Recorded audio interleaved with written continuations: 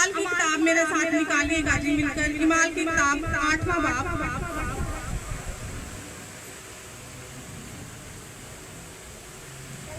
اور اس کی 36ویں آیت کو ہم ریڈ کریں گے کلام مقدس میں سے.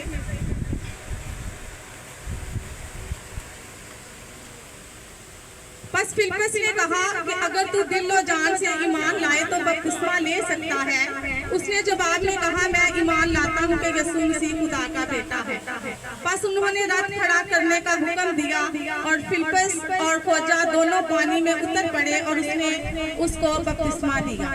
آمین. تو عزیزو یہ جو خوجہ ہے یہ یروشلم میں عبادت کے لیے جا رہا تھا اور ہوتا کیا ہے کہ یہ یسایہ نبی کا صحیفہ پڑھ رہا ہوتا ہے لیکن وہ پڑھتا جاتا ہے سمجھ اسے کچھ نہیں آتی اور خدا روح جو ہے وہ فلپس کو گائیڈ کرتا ہے کہ جا اس کے پاس جا اس کے رتھ کے پاس جا اور اسے سمجھا اور اسے پوچھ کے کیا جو تو پڑھتا ہے تو سمجھتا بھی ہے. جب فلپس خوجہ کے پاس آیا تو اس نے اسے کہا کہ جو تو پڑھ رہا ہے کیا تو اسے سمجھتا بھی ہے, تجھے سمجھ آ رہی ہے؟ تو خوجہ نے کیا جواب دیا؟ اس نے کہا کہ یہ مجھ سے کیوں کر ہو سکتا ہے جب تک کوئی مجھے ہدایت نہ کرے. اور اس نے فلپس سے درخواست کی کہ میرے پاس آ بیٹھ. کتاب مقدس کی جو عبارت وہ پڑھ رہا تھا یہ تھی.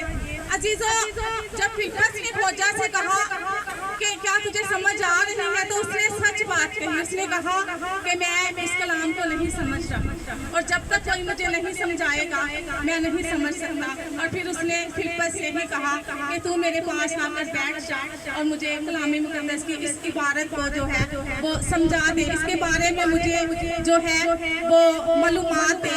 تو جو صحیفہ وہ پڑھ رہا تھا وہ یہ تھا,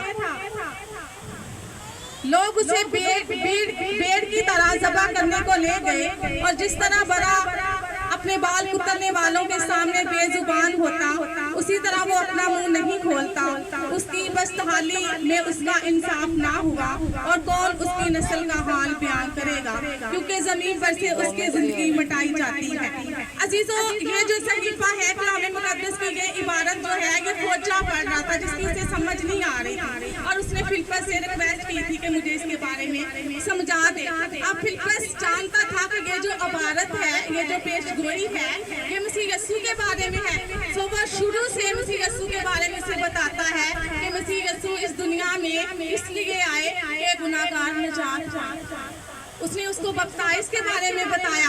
اور عزیزو جب خوجہ کو کلام مقدس کی سمجھ آ گئی نا, راستے میں سے چلتے چلتے بات ہو رہی ہے, رتھ پر تھا وہ اور فلپس اس کے ساتھ ہے. تو اس نے کیا کہا؟ اس نے کہا کہ اس نے راستے میں جب پانی دیکھا تو اس نے کہا بڑی دلیری سے اس نے کہا کہ پانی بھی یہاں موجود ہے, میں بھی یہاں موجود ہوں اور تو بھی یہاں موجود ہے, اب مجھے بپتسمہ لینے سے کون سی چیز روک سکتی ہے؟ ہالےلویا.